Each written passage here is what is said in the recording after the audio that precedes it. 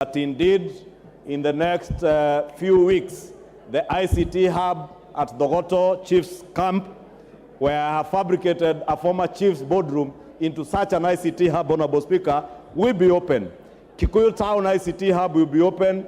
Keno Village Polytechnic ICT hub will be open in the next few weeks, and so will be Nachu Technical TVET, Honorable Speaker. And the computers are already on the ground, Honorable Speaker. And as I encourage other members of Parliament to follow suit, because I want to lead by example, Honorable Speaker.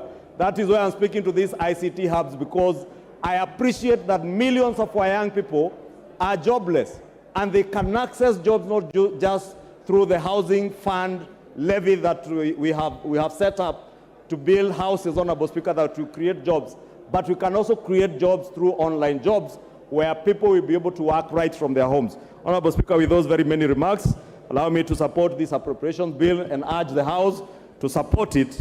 And hopefully, at the conclusion of this debate, as we get into the finance bill, we shall all rise to the occasion, because what we have appropriated in this appropriations bill is what we shall be financing in the finance bill.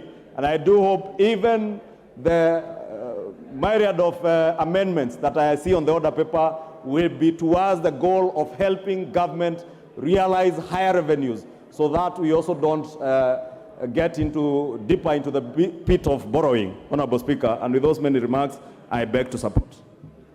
Honorable members, allow me